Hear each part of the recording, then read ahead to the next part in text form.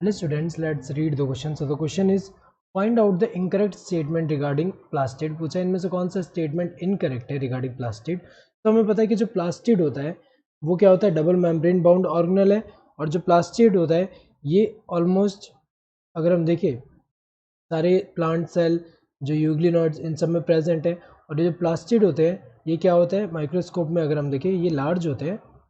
और depending on the pigment, इसमें कौन सा पिगमेंट प्रेजेंट है, ये हमने पढ़ा 3 टाइप के, क्रोमोप्लास्ट, क्लोरोप्लास्ट एंड ल्यूकोप्लास्ट.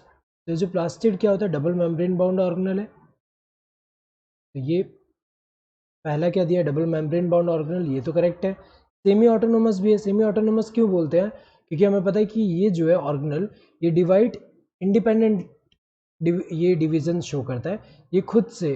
अगर हम देखें सेल डिवीजन जो है उससे इसका, अगर हम देखें सेल डिवीजन जो है वो, हमें पता है सेल डिवीजन जो होगा उसके साथ साथ जो न्यू ऑर्गेनल, जब सेल डिवीजन होता है उसके बाद न्यू ऑर्गेनल फॉर्म हो रहे हैं. लेकिन अगर हम देखें जो ये ऑर्गेनल है, ये जो प्लास्टिड है एंड इसके अलावा प्लास्टिड के अलावा जो माइटोकॉन्ड्रिया है, ये क्या करते हैं, बाइनरी फिजन शो करते हैं. This are showing binary fission. और बाइनरी फिजन शो करते हैं और इंडिपेंडेंट यहाँ डिवीजन होता है इनका. और इंडिपेंडेंट तो है लेकिन यहाँ पे ऑटोनोमस, अगर हम देखें ऑटोनोमस क्यों बोल रहे हैं, क्योंकि इंडिपेंडेंट डिवाइड होके, यहाँ इंडिपेंडेंट डिवाइड होके डबल हो सकते हैं.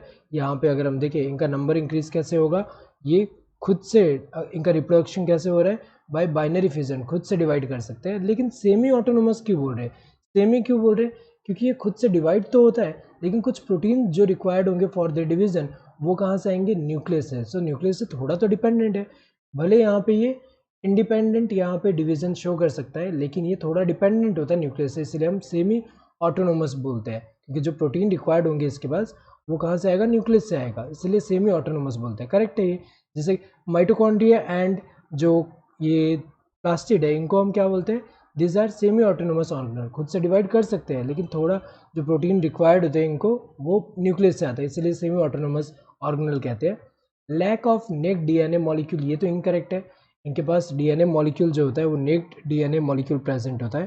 तो अगर हम देखें नेक्ड डीएनए इनके में कौन सा प्रेजेंट है, जैसे अगर प्लास्टिड की अगर हम बात करें, प्लास्टिड के अंदर क्या होता है, डबल स्ट्रैंडेड. इसके अंदर कैसा होता है, डबल स्ट्रैंडेड सर्कुलर डीएनए.